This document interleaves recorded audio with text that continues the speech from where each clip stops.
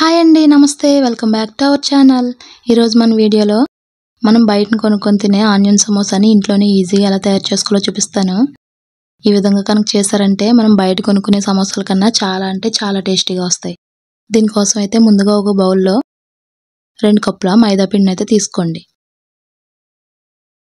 మీరు మైదా పిండి ప్లేస్లో గోధుమ పిండి తీసుకునేలా ఉంటే 2 కప్పుల గోధుమ పిండికి ఒక పావు కప్పు కరాచీ నూకను అయితే వేసుకోండి. ఇప్పుడు ఇందులోనే పావు స్పూను సాల్ట్ అలాగే కొద్దిగా ఆయిల్ వేసుకొని ఆయిల్ అంతా పిండికి పట్టేలా బాగా కలుపుకున్న తర్వాత కొద్దిగా వాటర్ యాడ్ చేసుకుంటూ చపాతీ పిండిలాగా కలుపుకోవాలి. ఇలా సాఫ్ట్గా కలుపుకున్న తర్వాత మూత పెట్టి ఒక పావు గంట అయితే పక్కన పెట్టుకోండి. ఈలోపు వేరే గిన్నెలో 2 స్పూన్లు మైదా పిండి అలాగే కొద్దిగా వాటర్ యాడ్ చేసుకొని ఈ విధంగా నేను చూపిస్తున్న విధంగా ఇలా పలచగా అయితే కలుపుకోవాలి. ఇప్పుడు వేరొక పెద్ద గిన్నెలో 4 సన్నగా కట్ చేసుకున్న ఉల్లిపాయ ముక్కలు అలాగే కొద్దిగా కట్ చేసుకున్న పచ్చిమిర్చి, కరివేపాకు, కొత్తిమీర, ఒక పావు కప్పు మందపాటి అటుకులను కూడా వేసుకొని ఇప్పుడు ఇందులోనే మీ రుచికి తగినట్లుగా ఉప్పు, 1 స్పూన్ కారం, ఒక పావు స్పూను గరం మసాలాను కూడా వేసుకొని చేత్తోనే వీటన్నిటిని కలుపుకోవాలి. మరీ గట్టిగా పిసికినట్టు కాకుండా మనం వేసిన కారం, ఉప్పు అన్నీ పట్టేలాగా ఉల్లిపాయలకి బాగా కలుపుకోవాలి. ఇలా కలుపుకున్న తర్వాత ఇప్పుడు ఈలోపు మనం కలిపి పెట్టుకున్న మైదా పిండి ముద్ద కూడా నానింది కదా, ఈ చపాతీ పిండిని అయితే ఒకసారి బాగా కలుపుకొని అన్ని సమాన భాగాలుగా వచ్చేలాగైతే ఈ విధంగా ఉండలు చేసుకోవాలి. ఉండలన్నీ ఈక్వల్ పార్ట్స్ కింద వచ్చేలాగైతే చేసుకోండి. ఒకటి పెద్దది ఒకటి చిన్నది కాకుండా అన్ని సమానంగా చేసుకున్న తర్వాత ఇప్పుడు ఒక్కొక్క పిండి ముద్దని తీసుకొని పొడిపిండి చల్లుకుంటూ వీలైనంత పలచగా చపాతీల కింద చేసుకోవాలి. మీకు ఎంత వీలైతే అంత పలచగా చేసుకోండి. మనం ఎంత పలచగా చేసుకుంటే సమోసాలు అంత క్రిస్పీగా అయితే వస్తాయి. ఈ విధంగా పలచగా చపాతీల కింద చేసుకున్న తర్వాత మీరు ఒకదానిపైన ఒకటి వేసుకునేలా ఉంటే ఈ విధంగా పొడిపిండిని అయితే చల్లుకొని దానిపైన అయితే చపాతీలను వేసుకోండి.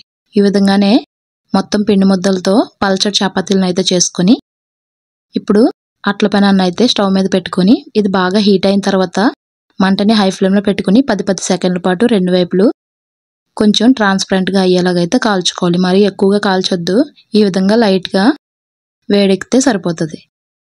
మొత్తం చపాతీలు అన్నిటిని ఈ విధంగా కాల్చుకున్న తర్వాత ఇప్పుడు కాల్చుకున్న చపాతీలని ఒకదానిపైన ఒకటి వేసుకొని నేను వీడియోలో చూపిస్తున్న విధంగా అంచులను అయితే కట్ చేసుకోండి.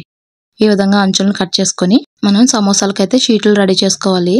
నేను ఈ చపాతీలని 2 ఈక్వల్ పార్ట్స్ కింద అయితే డివైడ్ చేసుకుంటున్నాను. నేను ఇంట్లోనే చేసుకుంటున్నాను కాబట్టి పెద్ద సమోసాలు రావడానికి 2 ఈక్వల్ పార్ట్స్ కింద అయితే డివైడ్ చేసుకున్నాను. మీకు చిన్న సమోసాలు కావాలంటే వాటినే 3 ఈక్వల్ పార్ట్స్ కింద అయితే కట్ చేసుకోండి.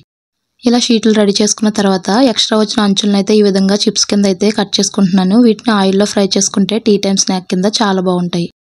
ఇప్పుడు చూడండి, ఈ షీట్లతో సమోసాలు ఏ విధంగా చేసుకోవాలో చూపిస్తాను. ముందైతే నేను వీడియోలో చూపిస్తున్నట్టు సగానికైతే ఫోల్డ్ చేసుకొని ఒకవైపు కలిపి పెట్టుకున్న పిండి ముద్దను అయితే రాసుకొని కోన్ షేప్ ఇచ్చిన తర్వాత మనం రెడీ చేసి పెట్టుకున్న ఆనియన్ స్టఫింగ్ని అయితే పెట్టుకొని ఎక్స్ట్రా ఉన్నదానికి పిండిని అప్లై చేసుకుని టైట్గానే ఈ విధంగా సీల్ చేసుకోవాలి.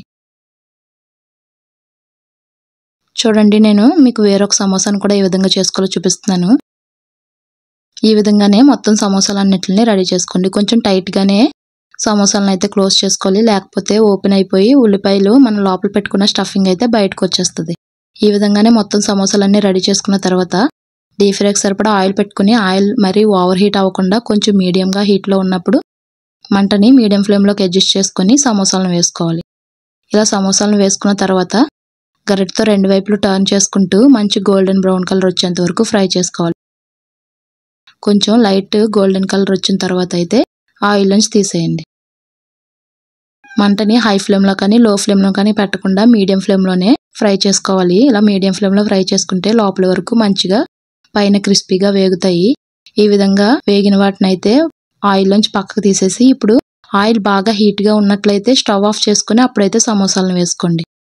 సమోసాలు కొద్దిగా వేగిన తర్వాత స్టవ్ ఆన్ చేసుకుని మంటను మీడియం ఫ్లేమ్లో పెట్టుకొని సమోసాలని ఫ్రై చేసుకోవాలి. ఈ విధంగానే మొత్తం సమోసాలన్నీ వేయించుకున్న తర్వాత ఇప్పుడు మనం చిప్స్ కింద కట్ చేసుకున్న పీసెస్ ఉన్నాయి కదా, వాటిని అయితే మంటను హై ఫ్లేమ్లో పెట్టుకొని ఫ్రై చేసుకోండి. ఇవి ఆయిల్లో వేయగానే మంచిగా క్రిస్పీగా ఫ్రై అయిపోతాయి. వీటిని లైట్గా కొంచెం కలర్ చేంజ్ అయిన తర్వాత ఆయిల్లోంచి తీసేసి పక్కకు తీసుకోండి. ఇవి కరకరలాడుతూ చాలా బాగుంటాయి, పిల్లలకు కూడా నచ్చుతాయి. అంతేనండి, మనం బయట కొనుక్కొని తినే ఆనియన్ సమోసాని ఇంట్లోనే చాలా ఈజీగా చేసుకున్నాం కదా. వీటిని ఆయిల్లో వేయించిన పచ్చిమిర్చితో తిన్నామంటే చాలా బాగుంటాయి. వీటిని అయితే చిన్న ఘాట్లు పెట్టుకుని అయితే ఆయిల్లో ఫ్రై చేసుకోండి. చూసారా ఎంత బాగా వచ్చాయో, లోపల కూడా చాలా బాగా వేగాయి. మరి ఇంత టేస్టీగా ఉండే ఈ ఆనియన్ సమోసాని మీరు కూడా ఇంట్లో తప్పకుండా ట్రై చేయండి. ట్రై చేసి మీకు ఎలా కుదిరిందో నాకు కామెంట్ చేసి చెప్పడం అయితే మర్చిపోకండి. ఈ వీడియో కనుక నచ్చితే లైక్ చేయండి. అలాగే నా ఛానల్ని సబ్స్క్రైబ్ చేసుకోండి. పక్కనుండే బెల్ ఐకాన్ని క్లిక్ చేయడం మాత్రం మర్చిపోకండి. Thank you for watching.